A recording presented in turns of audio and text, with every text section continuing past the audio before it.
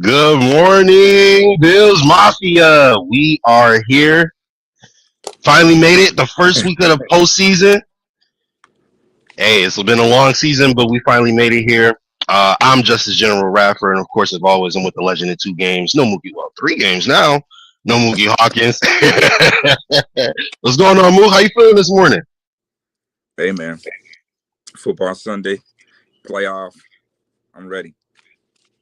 All right, so we got a big game today, big matchup. The red hot Trevor Lawrence versus, best quarterback in the world, Josh Allen, right? The Jaguars are on a heater, 8-game win streak. And the Bills limped into the playoffs a little bit. You know, you take that loss to the Eagles. You don't really play the last week. Josh Allen, have been going through some injuries. We've heard that Josh Allen is healthier than he's been in a few weeks now, and that he's all ready for today. So what are you expecting from this Bills offense versus, this really good Jaguars defense? Well, after the Philadelphia game, once that game was lost, it was just okay. The Jets game is meaningless. The Bills know where they stood. No more. They could either been a 7 seed or a 5 seed. So the division was over at that point. One thing that they were trying to stay a part of is the AFC divisional race. Once the Philadelphia game was over, understanding that hey, the East isn't theirs anymore. Let's just start being more smart and focused for the new season, which is playoffs. So I think it was the right thing to do. Guys been beat up all season long. Now 17 is dealing with some injuries, but he'll be fine today.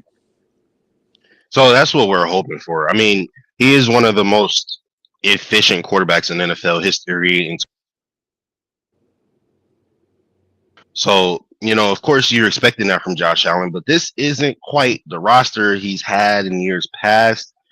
Khalil Shakir and Keon Coleman might be the only 2 receivers who have caught playoff passes from him before. It's really a process, right? The Bills are very inconsistent. They're a very weird team, right? 1 week versus a really good team, they can come out and they can score 35 points, or they can have 0 points going into the fourth quarter. You never know what you're going to get with this team. 1 week you could get the doors blown up by the offense in the first half, and they give up however many yards and touchdowns. In the second half, they will completely lock you down to where you don't even complete a completion, Jalen Hurts. So which variation of this Bills team are we going to get today? We kind of need to see the good parts, but what are you expecting? Well, I need to see better play offensively. This team really goes as the offense goes. We know defense wins championships. On that flip side, Coach McDermott, Coach Babbage, those guys has done more with less all season. You lose a Ed Oliver, you lose a Michael Hoyt. Just imagine if those 2 guys were playing today.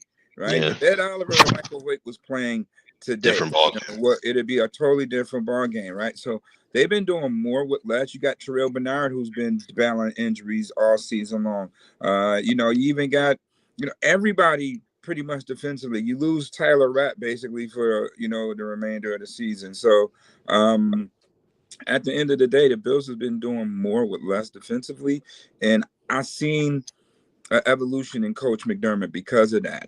Since the bye week, this Bills defense has pretty much been top 5 or not top 10 defense easily. Even with the Russian issues, the Bills since the bye week has been top 10 defense in the NFL. So he's been doing more with less. The inconsistencies really lies offensively because Joe Brady's scheme pretty much limits Josh Allen.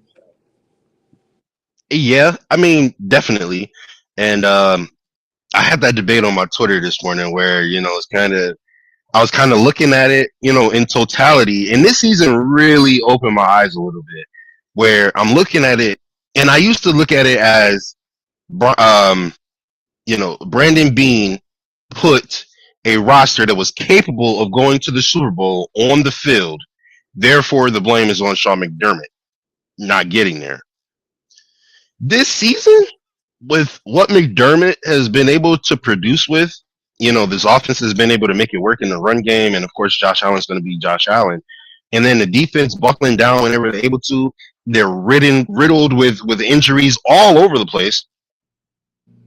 I've gained more respect for Sean McDermott this season than I did last season, which was a lot.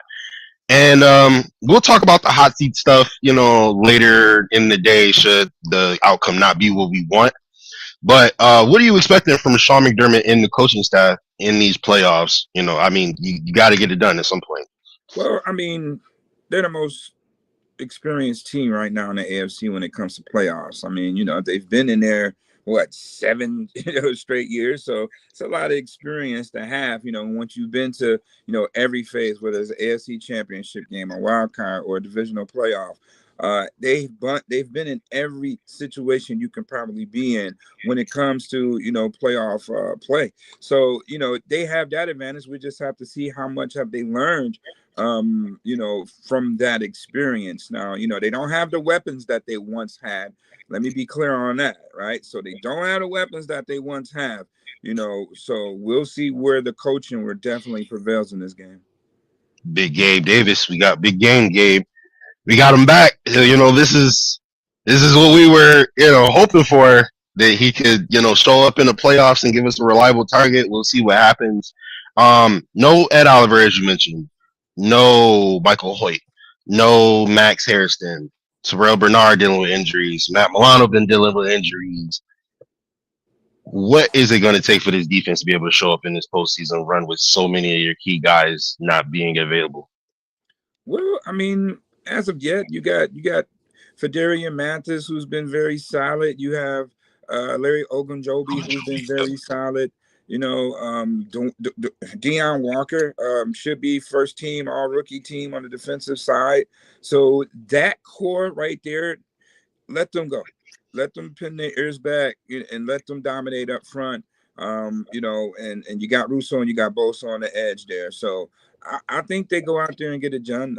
They've heard the chatter all week long about how teams can't stop the run. So we all know that the playoffs really expose who you really are. So if the Bills, obviously their weakness is can't stop the run, guess what? Jacksonville is definitely going to, try to run the ball today with Travis Etienne and set up play action in the pass game. So, those are some of the things that you have to face when you're pegged as not being able to stop the run. Yeah, you mentioned the interior guys. And those guys are 100%, or Deion Walker, Ed Oliver, that whole core is 100% going to be what we look forward to down the line as this roster progresses. But today specifically, and in these playoffs, I'm really looking at the two guys on the edge. And you know who I'm talking about when I say the two guys. I mean the two main guys, Gregory Rousseau and Joey Bosa, right? Gregory Rousseau, you got your money, bro. First round pick. This is where you make it. He turned into a demon against Philly. So I had never seen Greg Rousseau act like that before in my life. He was looking like Myles Garrett.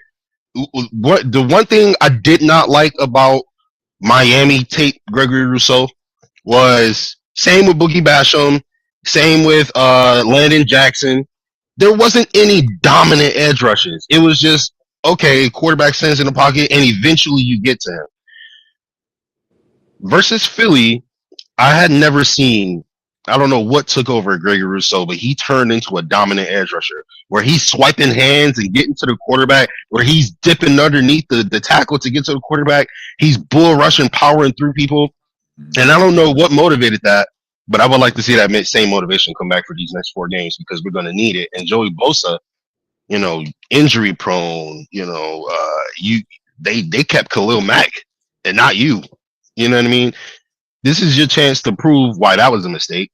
This is your chance to prove why you are known as one of the premier defensive ends in this league in terms of getting to the quarterback. They did a pretty sufficient job of being able to keep him semi-healthy throughout the season and get him to this point. Because unlike a Joshua Palmer, right, who we knew was injury prone, right, unlike some of the other players who we knew were injury prone, but we still brought them in, Joey Bosa is here right now. So we need Joey Bosa to step up big time. And that, that edge duo, we know the interior of the defensive line is going to get some penetration. we really need that edge to come out and look like they did versus Philly because, quite frankly, Trevor Lawrence is as hot as they come right now. Yeah, he's definitely as hot as they come. And when you look at Joey Bosa and Greg Rousseau combined on the season, only 12 sacks. Yeah. So, it's a lot of money being spent, off that edge, 32 and a half to be exact, at some point, right? So that's not getting bang for your buck if I was Brandon Beane. But, you know, basically with Boy, it was really about trying to keep him healthy as possible until this moment. So now, Joey Bosa, you're one and done. So it's time to let it all hang out in the playoffs, man. And today is that day. It's time to play. It's time to play lights out. Greg Rousseau have definitely shown you flashes. He did it last year, week 1 against Arizona when he had 3 sacks in the game, and then you don't see him no more. So, it was kind of like the same deal this year with him for the most part. I think he's more of a run stopper rather than a pass rusher, but he will show you those flashes where he can dominate a game and give you those Myles Garrett vibes, right? So if he can just, stay he's been on these past couple of weeks, because he's definitely been on the tear these past couple of weeks. If he can do that, getting after, Trevor Lawrence, making sure to keep him contained and, try to force him to step up in the pocket, to run, then I think they'd have a good chance on, either shutting down the run and Lawrence as well. Yeah, and I'm here looking at the past 8 games from the Jaguars, which is where they've been on this heater that everybody's concerned about. And I'm not one to disrespect a schedule. You play who you play. But we've got the Titans, we've got the post Daniel Jones Colts, the Broncos, which is a pretty good win, even though they're not as good as I think they are. The Jets, again, the post Daniel Jones Colts, and the Titans, Cardinals, and Chargers. Not exactly murderers row. So when you look at the Buffalo Bills, what they've been able to do, like, I don't care that the Chiefs and the Ravens didn't make the playoffs. Okay, the Chiefs, the Ravens, and the Bengals, for that matter. All right, healthy. Well, I can't speak that for the Chiefs because Patrick Mahomes was healthy pretty much the whole season. But for the most part, healthy. All 3 of those teams are going to be championship contenders, at least playoff contention. Mm-hmm. The Bills beat all 3 of those teams at their healthiest. Not only did Josh Allen play well in all 3 games, but the defense also showed up well since the Ravens game and since the first half of the Bengals game. But the defense showed up when it mattered. No, scratch that. The defense showed up when it mattered. Ed Oliver getting his hand in there and getting the ball out of Derrick Henry's hand, right? Christian Benford stepping up 2 weeks in a row versus the Steelers. He got a fumble 6, and then versus the Bengals, he snatched the ball out of Joe Burrow's hands for a pick 6, right? The Eagles, they shut down Jalen Hurts the entire second half. He has Devontae Smith and AJ Brown and couldn't get the ball to anybody. And not only that, but you got Saquon Barkley coming out the backfield. True. So you got 3 superstars, and the Bills shut them down totally and completely. Mm-hmm. Now, not a big fan of Joe Brady. Everybody knows this. But if Sean McDermott can somehow keep up the pressure that he's put on these quarterbacks with this secondary, the secondary has been playing absolutely spectacular. Even when the quarterback is standing in the pocket for 8 seconds because we can't get a pass rush, he's still looking for someone to throw the ball to. So if Sean McDermott can put the same amount of pressure on Trevor Lawrence that he has on these other great quarterbacks, even though I don't put Trevor Lawrence in that category, but it's the playoffs, so you gotta, you know what I mean? I think that we could make a run through our defense this postseason. Well, I mean, that's the recipe to win a championship, to win a Super Bowl. You got to have a sound run in the game. And, obviously defense has to stop the other team from scoring. You know what I mean? So at the end of the day, the Bills do have those elements. But I just think that it's kind of underrated. Everybody is just looking at, when the Bills were 4-0 and then all of a sudden they lost a few games. That's what they stuck on. They stuck on Bijan Robinson and the Devin A. Chain days when they have monster numbers. They still stuck on that. So At the end of the day, it's about playing your best game in the best games, these next 3 weeks. And, again, this is where the experience come into play for Coach McDermott. It hasn't been the defense. All right. I've been saying that for weeks. It's not the defense. Coach McDermott has done a phenomenal job in the second half, to stop opponents. Let's just go back to the Philadelphia game. How do you hold the defending world champions to not a pass being completed in the second half with Saquon Barkley, in the backfield? So it wasn't the defense, it was the offense. And the offense, again, the inconsistencies of Joe Brady and his play calling being, very predictable in clutch situations has really been the demise, on why the Bills stand at 12-5. So today, it's another gut check time for Brady. Will he be able to scheme his wide receivers over? Because I'm so tired of everybody talking about this wide receiver room and they can't play or whatever the case may be.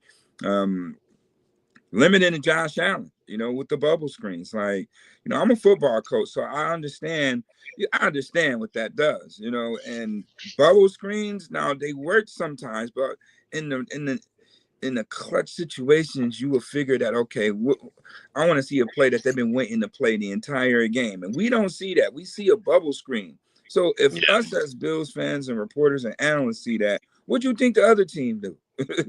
You know what I mean? They know it's coming, so it's too predictable. And for it to be, on that stage, on this level, let you know that, there's some limitations offensively. If you go all the way back to the AFC Championship game last year, 4th and 5. How do you blitz your safety and your corner in a passing situation to go to the Super Bowl? That just means that this coach knows what you're doing in this situation. So that can't happen. Not having James Cook on the field again versus Philadelphia. They do that a lot. Games on the line.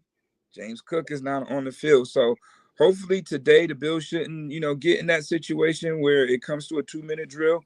Because I would hate not to have James Cook out there when the game is on the line today. And, we suffer a crushing play or crushing blow, towards the end, like they did in the AFC Championship game. So to me, it's all about Brady. It's all about how he calls it up, how he dials it up today. They have to be aggressive. They cannot be conservative, just lackadaisical, going through the motions. Like, okay, we just going, coast the first half and then come out in the second half. They've been doing that all season long. They've been a very, very, very gritty team. And Coach McDermott has been Andy Reid-ish on the defensive side when it comes to making second half adjustments this year. Can you do that in the playoffs? I don't think you can afford to do that in the playoffs. Depending on, the severity of the first half, you can't think that, you could be down like you was in New England and be down 21-0 or 21 points and think you can come back like that. You can't do that in the playoff setting. So I expect offensively this Bills team to be aggressive. I expect, them to take shots down the field with Josh Allen.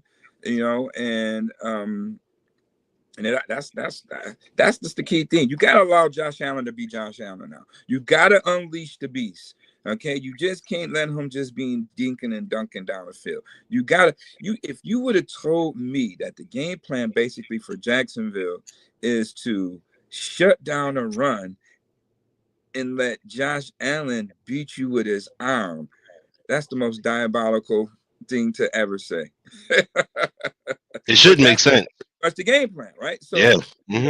They're going to dare Josh Allen to beat him with his arm today. And Joe Brady, you should be well aware of that because that's been the chatter all week. So I need to see you getting the receivers involved early and got to be in your bag today. He has to open up the playbook, the plan for, their season right now.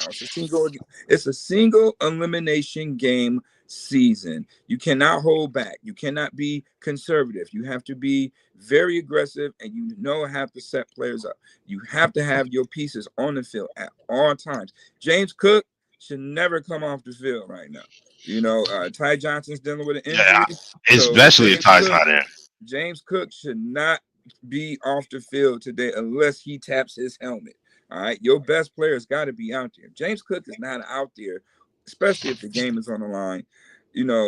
I mean, that's letting me know or saying to me that James Cook don't give you the best chance to win. And again, that's the most diabolical thing to say.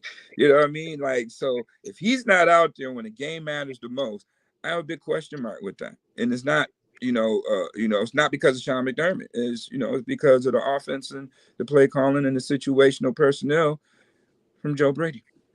Yeah. If James Cook was utilized the way he was supposed to be utilized, he would have 2,000 yards this year. Well, he would have been first team All Pro because that's what they definitely would have been based it on. They based it on Bijan Robinson having 300 more total yards from scrimmage than the rushing yards, and I think that's kind of contradiction because I feel like that should be the All Pro first team or the All Purpose. James Cook led the league in rushing, so that means he has more rushing yards than Bijan.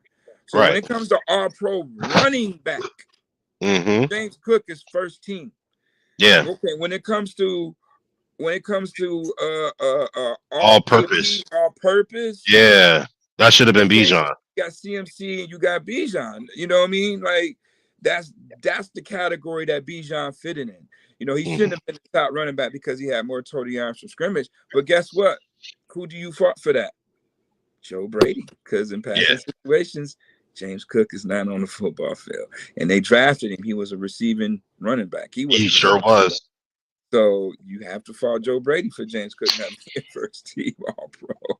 Yeah. That's why if he was used the way he was supposed to, he would have had 2,000 yards this year easy. But the reason apparently you don't you rest him and you don't play him as much as you could is so that he isn't used up by the playoffs. It's not like that. Well, now we in the playoffs, it's been games where he's been off the field and he's really not even utilized in the passing game as much. No, but I'm saying the logic behind it is theoretically supposed to be because you don't want to wear him out for the playoffs. You want him to be fresh for the playoffs. That's what they said. So if that was your logic, you're not even sure if you're going to make the playoffs. You know what I mean? You're not even sure. The Bills was out of the playoff scene early. What are we talking about? I mean, there's a lot of questionable decision making that could be argued. You know what I mean? You look at the Bills the defense doesn't usually show up until the second half. We go into third quarters with 0 points. I mean,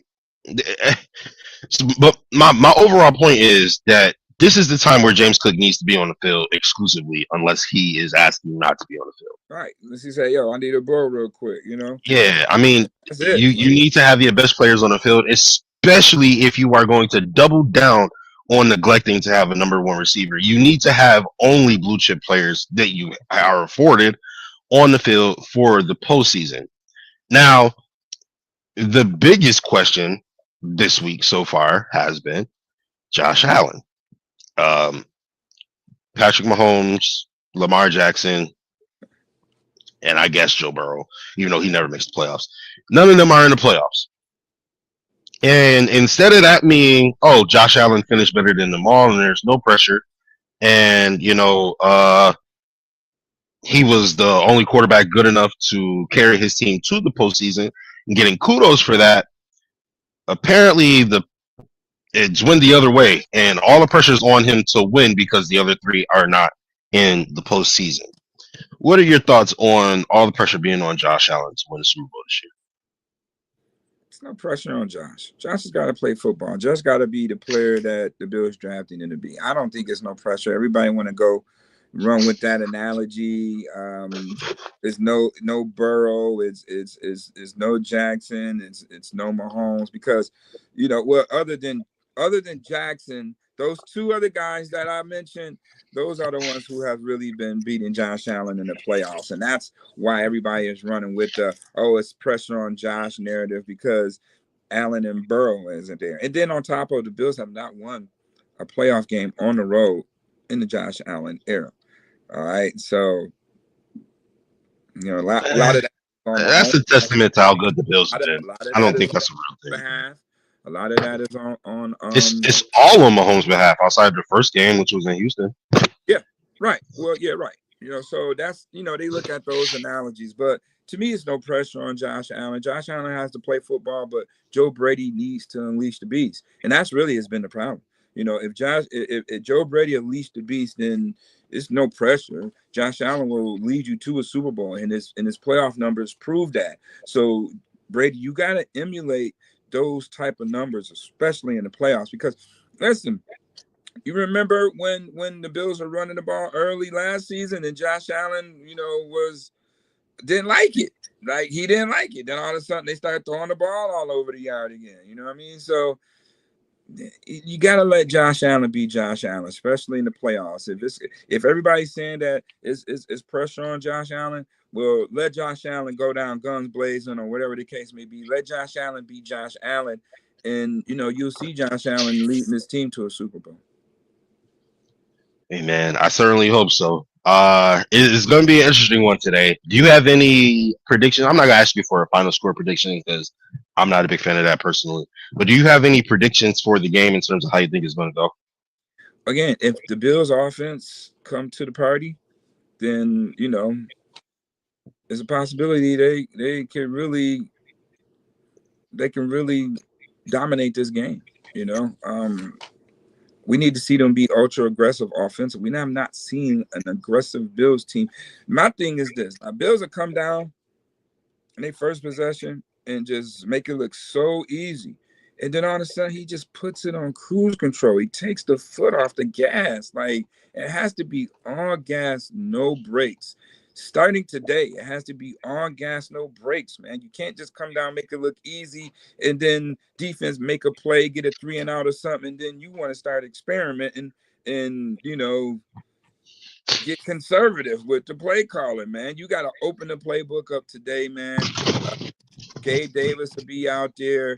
Keon Coleman will be actually suited up today. So will we see 12 personnel? Will we see an aggressive 12 personnel group with Dawson Knox and Kincaid? So I'm really excited to see, what Joe Brady is going to cook up today. So he has to be in his bag. Defensively, the boys told me Friday that, they got some new wrinkles defensively to contain Trevor Lawrence and shut down the run. So I'm excited to see what that's going to be. I'm not really worried about the defense. If they can stop the run, a lot of people, give Jacksonville credit for being the number one run defense, but nobody's been talking about the Bills possesses the number one pass defense. And I've not heard that all week. But the Bills, here it is, stand number one in pass defense. Mad Max will definitely be a big blow. Because he's been the reason why a lot of receivers been quiet. Again, this Bills defense shut down A.J. Brown and Devontae Smith to no catches. And, some of that was due to, Mad Max being out in the field, being able to run with the speed guy. So it's going to be a good matchup to see Washington out there, Brian Thomas, one-on-one with, the Bills corner. And we don't know who will that be. So that's going to be a key factor, key matchup right there in the passing game, because they use him really to be, to stretch the field downfield, and Parker Washington working underneath. So it's going to be interesting on both sides. Game is run up front in the trenches, and I think the Bills are going to be playing with a chip on their shoulder. Again, they want to talk about Josh Hines Allen. He only got 7 sacks on the season too. So it's a lot of pump faking going on just because Jacksonville has been on this 8-game winning streak. Trevor Lawrence has been playing, up to his potential, and now it's a new season. So it's creme de la creme. Everybody is good when it comes to the playoffs, from 1 seed to the 7 seed, and you're gonna have a exciting ball game. I'm gonna say Bills 31, Jacksonville 23. Okay. Nice. Was the more than touchdown? All right, so 7.5 spread. You taking the over? I think it's gonna be. I'm not gonna say a blowout, but I do think it's gonna be a rout. I don't know who's gonna win. All right, but whoever wins, I think is gonna win convincingly. I could see the Bills come out and totally laying an egg because it wouldn't be the first time it happened this season. right? I could also see the Bills come out firing on all cylinders because it They wouldn't be the cannot. first time They it happened. cannot be scared to play football against the Jacksonville Jaguars. To miss me with that. They cannot be scared to play football. Should they have been scared to play the Dolphins? Should they have been scared to play the Falcons? Yeah, right. That's why I'm saying what I'm saying. They can't be scared to play Jacksonville. Not when you're the most seasoned team in here. They better act like it. They better act like they better act like out it. there. They better act like it.